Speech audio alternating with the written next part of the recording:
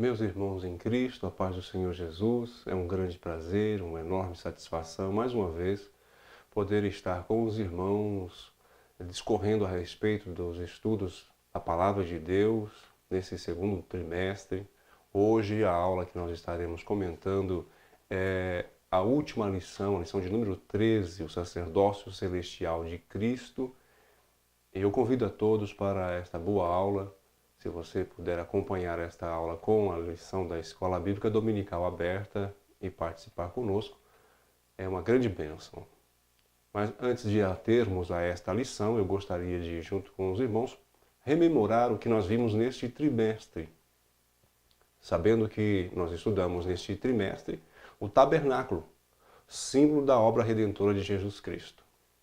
No ano de 2018, o terceiro trimestre também, ele falou a respeito do tabernáculo, né? Porque naquela ocasião nós estudamos o livro de Levítico e ali nós vimos também partes do tabernáculo. Consequentemente, esta lição teve algumas lições que foram repetidas, mas naquela ocasião o estudo era o livro de Levíticos e nesse trimestre nós estamos vendo a tipologia do tabernáculo.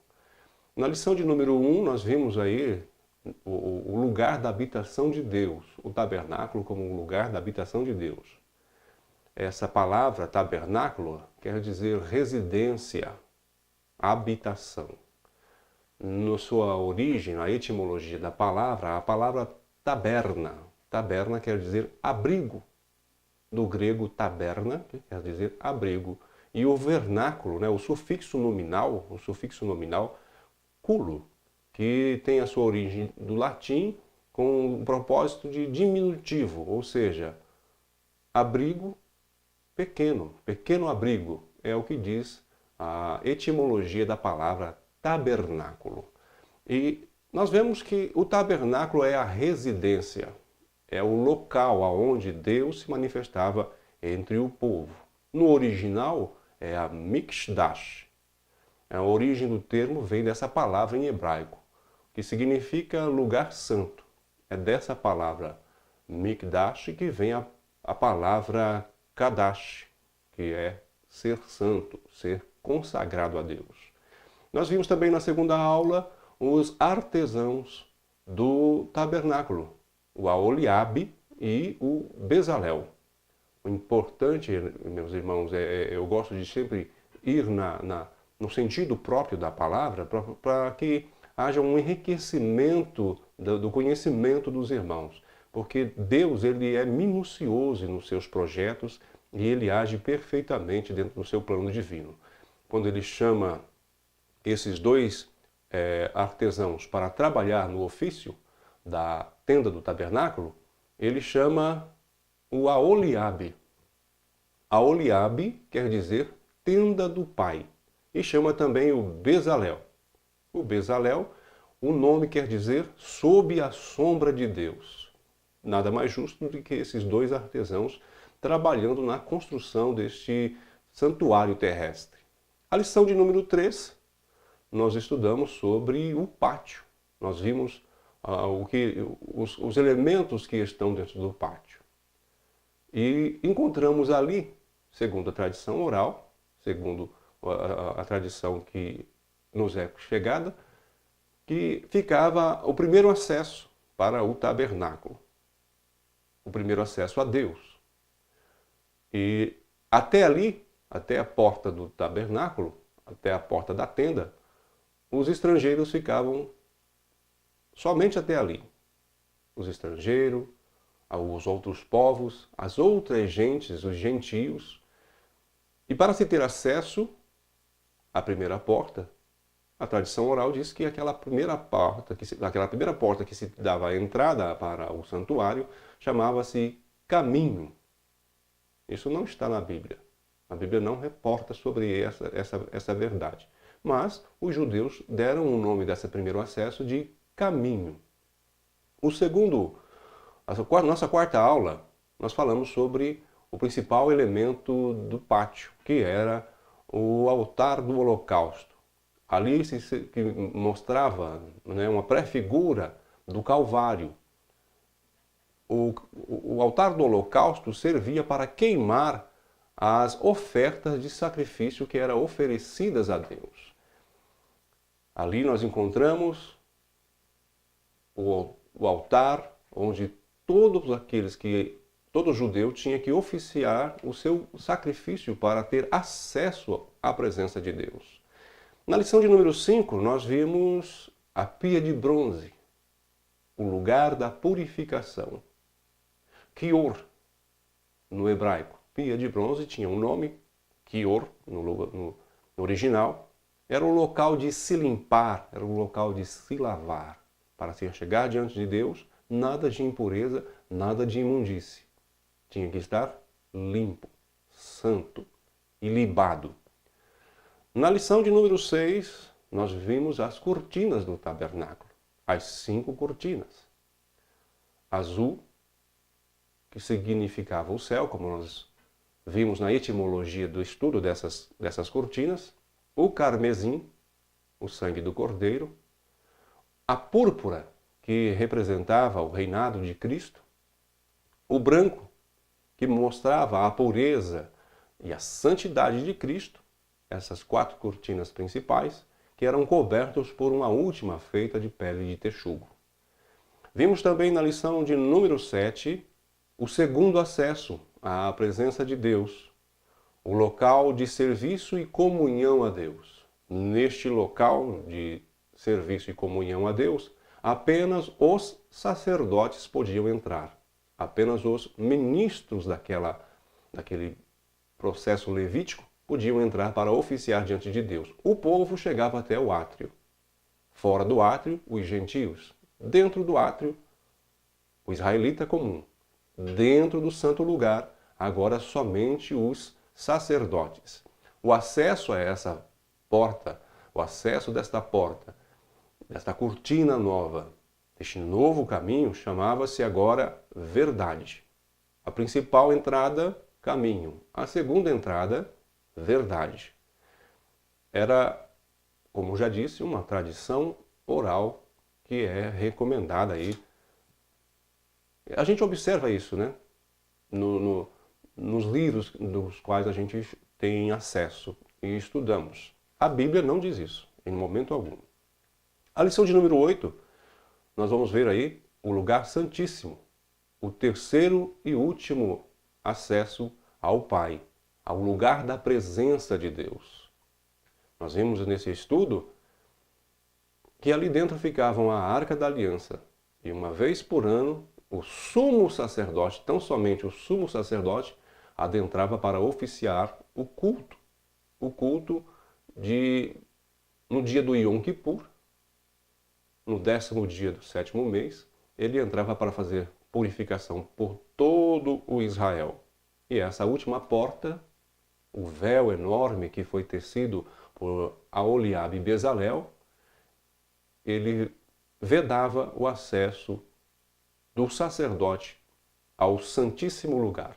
Ali, uma vez por ano, somente o sumo sacerdote, ou seja, de todas as pessoas na terra, os gentios ficavam só de longe observando. O povo de Israel podia entrar até o pátio. No lugar santo, apenas os ministros, apenas os sacerdotes. E no lugar santíssimo, no Santo dos Santos, somente um homem em todo o planeta tinha a condição de entrar naquele lugar uma vez por ano para oferecer sacrifício. Observem que o tabernáculo, essa figura do tabernáculo celestial, ele estava facultado ao povo escolhido, ao povo de Israel, o povo escolhido por Deus para ser o exemplo aos outros povos. Nós vimos também na lição de número 9 a Arca da Aliança. A Arca da Aliança e a representação de Deus junto com os homens.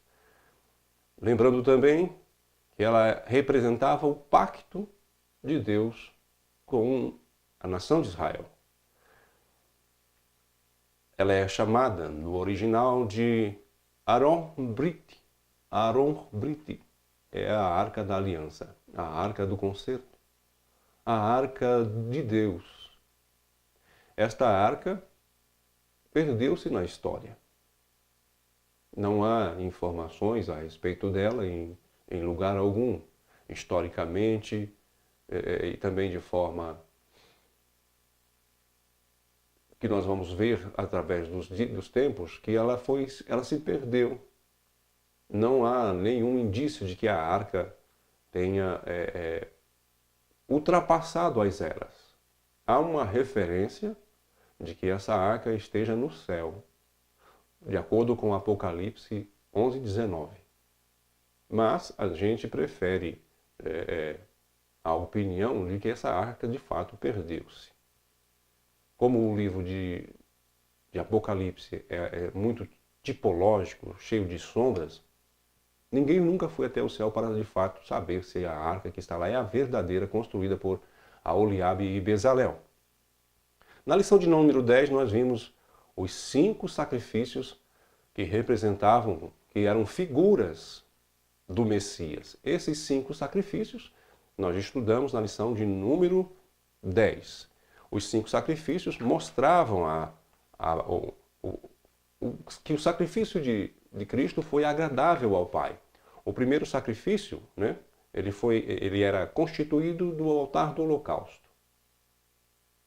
Ali no altar do holocausto se oferecia os animais de grande porte para aqueles que eram mais abastados, que tinham uma condição financeira melhor, e os animais de pequeno porte para aqueles que eram mais humildes, mais simples. Até mesmo aqueles que eram mais necessitados, também havia a possibilidade de oferecer no altar do holocausto os sacrifícios a Deus. Vimos também a oferta de manjares, que era a oferta dos vegetais. Vimos também a oferta ali nesse altar, nós vimos através da lição de número 10, as ofertas pacíficas, Levíticos 3, do capítulo 1 a 17. Era a única oferta em que o ofertante poderia participar, que ele podia comer, que também é chamada de oferta de comunhão. Vimos também nessa lição de número 10, só rememorando, a oferta por pecado de ignorância. Levítico capítulo 4, de versos de 1 a 5. Nesse tipo de oferta, era a oferta obrigatória, uma oferta pela culpa, com o objetivo de expiação dos pecados. E por fim, a oferta de Levíticos capítulo 5, verso 14, que era pelos pecados ocultos, onde o pecador tinha que reconhecer os seus erros. Como já disse antes, a oferta do Yom Kippur, a novilha vermelha, de Números 19, ela tinha todas as suas cinzas, depois de queimada, de oferecida, misturada com água, ela tinha esse efeito de purificação para as coisas que eram contaminadas. No dia do Yom Kippur, no dia do Yom HaKippurim, 2 bodes eram oferecidos. Um que ia para o deserto, o bode da expiação, e o outro bode era sacrificado no altar do holocausto, que era o bode da expiação, melhor dizendo, e o outro que era o bode emissário, que ia para o deserto. Esses 2 bodes representavam Cristo, porque Cristo levou os nossos pecados e Ele é a nossa expiação. Na lição de número 11, nós vimos o sacerdócio de Cristo e o sacerdócio levítico, um comentário a respeito daquilo que era eterno e o sacerdócio levítico que era passageiro, o transitório e aquilo que é eterno, o transcendente e o imanente. Nós estudamos isso na lição de número 11. A lição de número 12 trouxe a nuvem de glória, a manifestação real e visível de Deus no arraial dos israelitas.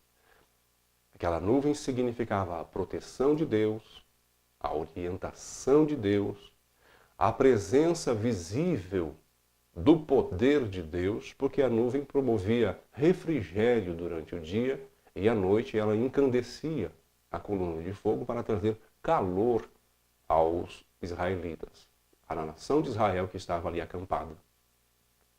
Para quem chegava de longe, haviam 3 visões: a visão do tabernáculo, a presença de Deus, a visão da nuvem de glória, que estava pairada sobre a nação de Israel, e ali era visível a proteção de Deus, e à noite o cuidado de Deus, sabendo também que esta nuvem tinha a propriedade de orientar a locomoção do povo de Deus. E hoje, a última lição do trimestre, nós vamos estar falando sobre o sacerdócio celestial.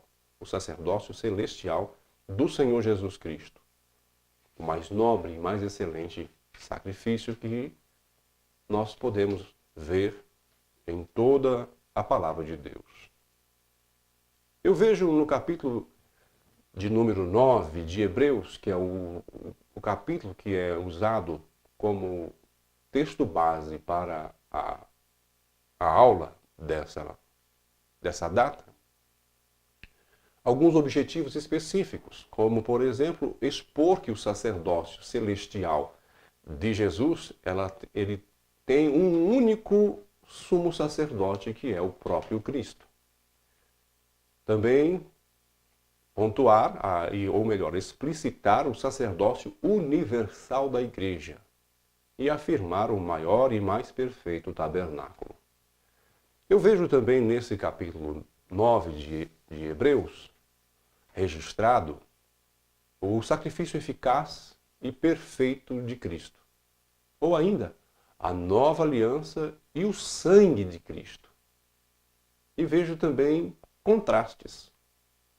Não somente o capítulo 9, mas principalmente a carta toda do livro, da carta de Hebreus, melhor dizendo, por si contrastes. São contrastes. Por que contrastes? É o que nós vamos estar discorrendo a partir de agora. Os contrastes, porque o primeiro santuário era terrestre. O primeiro santuário que nós estudamos no decorrer desse trimestre todo mostra um santuário físico, visível. Esse santuário que é mostrado é terreno, conforme os versos de 1 a 5 do capítulo 9, que nós estamos nesta lição discorrendo. O tabernáculo, nós temos a visão dele. Nós podemos enxergar com o olho físico. É um tabernáculo corpóreo, somático, palpável, é algo que é real. Ou seja, é um tabernáculo que é adequado para este plano físico, conforme João, capítulo 4, verso 20 a 24, nós encontramos ali uma referência, uma simbologia desse tabernáculo que eu estou dizendo, um tabernáculo real. O sumo sacerdote, ele podia entrar ali no lugar mais secreto do tabernáculo uma única vez por ano, como já mencionado. Antes ele tinha que fazer expiação por si, purificar-se de toda a culpa, de toda a mancha, fazer expiação primeiro por si, por sua família, para depois ele entrar lá e oficiar o sacrifício. O que chama a atenção é que o escritor aos Hebreus, ele vai dizer que ali, no Santíssimo Lugar, ficava também o altar de ouro, o altar do holocausto. Mas a gente sabe que lá no livro de Levíticos, o altar ficava no santo lugar e não no Santíssimo. Há a informação de que o sacerdote ele pegava com um turíbulo, um incensário, brasas do altar do sacrifício, do incenso, melhor dizendo, e ele adentrava com o braço dentro do Santíssimo Lugar, incensava todo o ambiente, cobria de fumaça do incenso ali aquele local, para depois entrar. Ele entrava com temor, entrava com muito respeito, eu posso até dizer com muito medo, porque era a presença de Deus Deus se manifestava ali. Nós vamos ver que o candeeiro que ele usava para o incensário que ele usava era só introduzido para depois ser retirado e ele podia entrar. Para que ele pudesse entrar depois, na penumbra, não havia janelas, não havia entrada de luz ali. A única luz que brilhava ali era o braseiro que ele trazia nas mãos. Então era um lugar um tanto quanto escuro, um lugar tétrico. Havia ali uma penumbra para que Deus se manifestasse. Então havia uma visão deturpada, uma visão difícil para que se conseguisse ver ou estar na presença da divindade. E isso era algo rápido. Ele não ficava o dia todo dentro do Santíssimo Lugar. Uma vez que ele oferecia a expiação pelo povo, ele saía de imediato, porque tinha respeito, temor a Deus. Esse santuário terrestre, por ser visível, era o local adequado para esta ordem terrena. Nós vamos ver, passo a passo, esse processo. O primeiro santuário ali, dentro do tabernáculo, um lugar santo, ele tinha ali dentro desse ambiente a menorá, o candeeiro, o candelabro. Nós vemos também ali a mesa da proposição e vemos também dentro ali o altar, o candeeiro, a mesa da proposição e o altar de incenso. Esses três objetos, é claro, figuras de Cristo, esses três objetos representam aqui um coração justificado. É claro que há outras interpretações tipológicas, mas eu consigo ver um coração justificado. Por quê? Porque o candeeiro representa a luz que ilumina o interior deste coração, que é alimentado pelo óleo, pelo azeite finíssimo, que era a primícia trazida para o tabernáculo, e eu vejo ali o óleo do Espírito Santo. Também temos o pão diário, que é Cristo, representado pelo pão da proposição. A palavra proposição quer dizer presença, o pão da presença. Eram 12 pães representando as 12 tribos de Israel, que o sacerdote ele comia no final da semana e trocava por pães novos. Nós vemos que é um lugar da comunhão, o coração novo, o coração justificado, que está ali representado de uma forma belíssima, este coração transformado pelo poder da palavra de Deus. O segundo santuário, o segundo lugar, é o Santo dos Santos, ou o lugar santíssimo. Na língua hebraica não existe o superlativo. Então não existe o santíssimo lugar. Para fazer a representação de um lugar santo, eles usavam essa expressão Santo dos Santos, o lugar mais santo de todos os lugares santos. E eu chamo a atenção que não se simbolizava somente o lugar santo daquela edificação do tabernáculo, mas o lugar santo de todos os lugares santos conhecidos no mundo inteiro. Ali estava a presença de Deus. Ali estava representada através da arca do concerto, da arca do testemunho, a presença do Deus verdadeiro. Então era o lugar santo dos santos, o lugar mais santo de toda a terra. Estava ali representado. Nesse nosso estudo, nós vamos encontrar, revelado pelo escritor aos Hebreus, aqui no capítulo 9, e é somente o escritor aos Hebreus que revela isso, quais eram os três objetos que haviam dentro da Arca da Aliança. Havia ali um vaso de maná, a vara de Arão que florescera e as tábuas da lei.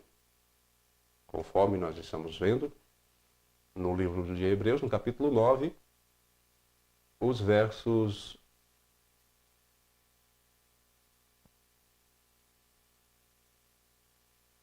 capítulo 9, os versos que nós estamos estudando aqui, 18 a 22.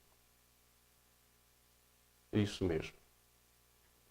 Muito bem. A arca também representa o coração santificado que habita na presença de Deus, conforme capítulo 10, os versos citados, de 18 a 22. Nesse coração santo há 3 bênçãos do novo concerto. Neste coração, que agora transformado, existem 3 bênçãos decorrentes. Primeiro, a representatividade ali das tábuas da lei mostram a palavra de Deus. Trazem o significado de entronização do estatuto de Deus e a completa submissão da natureza moral deste estatuto. É o reconhecimento de que agora o coração transformado, ele se dobra para a revelação da palavra de Deus. Ele se mostra contrito porque a imagem de Deus que fora perdido pela queda, agora ela é revelada, ela se torna possível e favorável por causa da justiça de Deus que é apresentada pela palavra de Deus. Vemos também o fruto do Espírito Santo, pela vara de Arão que florescera. Ora, o apóstolo Paulo vai dizer que nós éramos varas que fomos enxertados na oliveira verdadeira que é Cristo. E essa vara que floresce, ela mostra a vida do cristão sendo renovada, que volta a florescer, a frutificar através da ação do Espírito Santo, porque outrora éramos varas sem vida. E, por fim, o vaso de maná, a força interior permanente do Cristo vivo que está conosco, o pão da proposição, o pão da presença de Jesus conosco todos os dias. É o que está escrito no último versículo do Evangelho de Mateus. E eis que estou convosco todos os dias, até a consumação do século. Então nós temos a presença de Deus, através da pessoa bendita de Cristo, morando em nós. Nós vemos nesse estudo que o tabernáculo celestial é muito melhor e maior, porque ele é sombra. O terreno era sombra deste tabernáculo celestial. Esse tabernáculo celestial, mais uma vez, tem os seus contrastes. E esse é o assunto, né, de todo o livro de Hebreus, melhor dizendo, da carta de Hebreus. Nós vamos encontrar os contrastes que ali existem. Os primeiros contrastes que eu vou citar é em relação ao lugar santo. O primeiro contraste, porque ali ocorre o ministério de um maior e mais perfeito tabernáculo que não foi feito por mãos humanas. Enquanto no plano físico, o tabernáculo terreno, ali era constituído por mãos humanas. O segundo tabernáculo, que é mencionado aqui no capítulo 9 de Hebreus, de 11 a 15, nós vamos ver que é um tabernáculo celestial não feito por mãos humanas, constituído no céu. E o contraste é que nesse santuário celestial, Cristo, ele é não somente o sumo sacerdote, mas o sacrifício. Ele não é somente o ofertante, mas a oferta. Olha que coisa linda, que maravilhoso é o estudo da palavra de Deus. Nós temos hoje um sacerdote que se compadece de nós e está diante de Deus, sendo ele o sumo sacerdote que intercede por nós, mas também o sacrifício. Quero chamar também a atenção para um segundo ponto de contraste, que é o sangue que é usado neste sacrifício. O sangue dos animais era usado no primeiro sacrifício. Um sangue que não tinha uma eficiência, não eram eficazes para a expiação total do pecado. Eles apenas cobriam o pecado do ofertante. Mas Cristo não. O seu sangue, ele trouxe uma eterna redenção, um sacrifício perfeito. O seu sangue teve o poder de aniquilar o pecado. O seu sangue foi suficiente. Nós vamos encontrar também essa expiação mostrada pelo autor da carta aos Hebreus, estar associada no altar do sacrifício, no plano levítico, a expiação era pela morte dos animais. Mas neste, o sangue de Jesus, o santo dos santos, agora, não mais o espaço físico de mais ou menos uns 25 metros quadrados, chamado Santíssimo Lugar ou Santo dos Santos, não mais o espaço físico, mas agora o Santo dos Santos, o próprio Cristo. Olha que contraste maravilhoso. Cristo é agora o lugar, a oferta, o sumo sacerdote, a pessoa que intercede. O sacerdote tinha como ofício mediar entre os homens e Deus, diferentemente do profeta que trazia a mensagem de Deus para os homens. O sacerdote era aquele que oferecia sacrifícios. O sumo sacerdote é o chefe, é o maior. E este sumo sacerdote que nós temos hoje é o Senhor Jesus, o nosso Cristo amado, o nosso bendito Senhor, que se entregou para salvar a nossa vida. Um outro contraste é que ele entrou na presença divina do Senhor Deus, a fim de permanecer para sempre. Enquanto que o sumo sacerdote terreno tinha pressa de sair, Jesus não. Jesus ele entrou uma vez por toda e para sempre. Permanece para sempre, fazendo a expiação pelos nossos pecados. É um benefício enorme que é promovido por esse sumo sacerdote celestial. É um sacrifício infinito. É um sacrifício que é incomparável.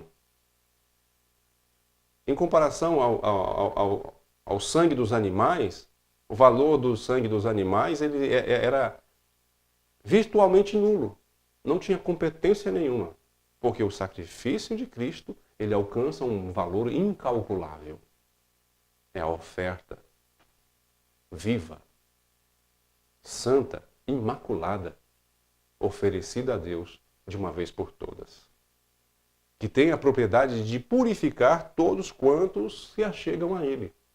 Tem a propriedade de purificar toda a carne. Nós vamos entender, lendo esta epístola aos Hebreus, que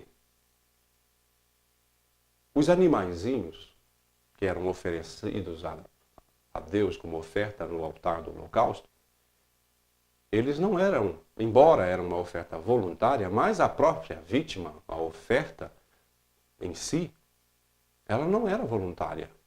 Precisava-se ir lá no pasto, estar lá no local onde estava, não é, no aprisco, no curral das ovelhas, apanhar um animalzinho e trazê-lo em sacrifício. Nós todos sabemos que o animal ele é irracional. Ele não se oferecia voluntariamente. Não. Precisava-se de disposição de trabalho. Tinha que laçar o animal, tinha que pegar o animal a pulso. Não tinha como o ofertante chamar, ô senhor novilho, senhor cordeiro, venha, vamos para o sacrifício. Ele vinha prontamente. Não, tinha que ir atrás, correr atrás, pegar ele. Desprendia uma certa tarefa. E esse animalzinho irracional nem sabia por que estaria sendo morto. Porque não tinha consciência. Ele era obrigado a favorecer, a morrer para dar vida a alguém. Com Cristo, não. Cristo se ofereceu voluntariamente e tinha plena consciência do que estava fazendo. Ele tinha o poder de não querer fazer o sacrifício, mas ele se humilhou. Ele se entregou voluntariamente. Ele se dispôs a ser a oferta viva, ou a oferta santa, para acabar de vez com o problema do pecado. Graças a Deus por isso. Nós temos hoje essa realidade de um sacerdote celestial que intercede por nós, porque em todas as coisas ele foi tentado. Então ele conhece a estrutura humana. Nós temos hoje lá no céu, na Santíssima Trindade, um homem, Jesus, que sofreu todas as coisas que nós sofremos. E ele intercede por nós. Nós gostaríamos de encerrar esse nosso estudo dizendo que o novo concerto ele está relacionado a uma herança eterna de natureza espiritual e celestial. Não a uma herança terrena, nacional, como era o primeiro pacto, como era a primeira aliança, ao qual os judeus eles tinham se agarrado de forma assim obstinada a ponto de transformarem o templo num amuleto. Mas nós temos hoje a promessa da herança, desta herança. E a sua realização só será completa e de uma vez por toda no futuro, mas depende de fé. Aqueles que recebem esta promessa desprendem de fé. É preciso crer nesta promessa. Isso significa tomar posse, tê-la na mão, em nome de Jesus, desta promessa santa que Ele nos oferece. De termos hoje esse Deus maravilhoso que intercede junto ao Pai por nós, que expia através do seu sangue os pecados da humanidade, de uma vez por todas. Esse Deus maravilhoso que se fez carne para morrer a nossa morte, para que vivêssemos a sua vida.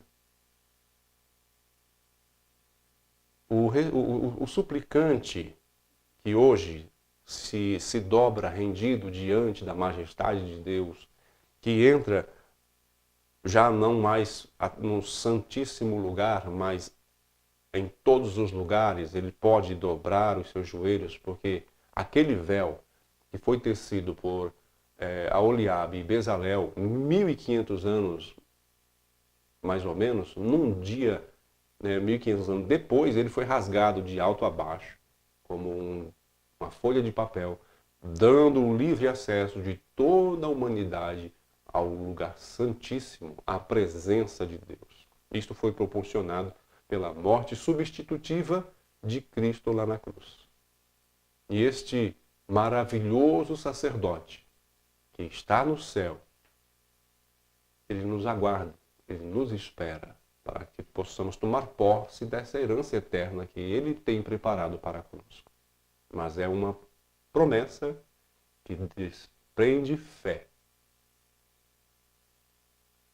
Os verdadeiros adoradores que adoram a Deus em espírito e em verdade, em qualquer lugar e em todo o tempo, eles não precisam mais agora derramar sangue para se chegarem a Deus.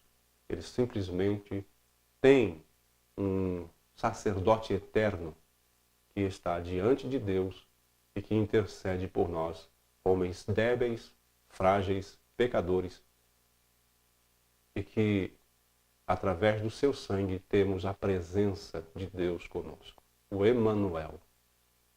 Isto é maravilhoso, isto é radiante aos nossos olhos. Meus irmãos, que Deus os abençoe a todos, em nome de Jesus. Fiquem com esta palavra.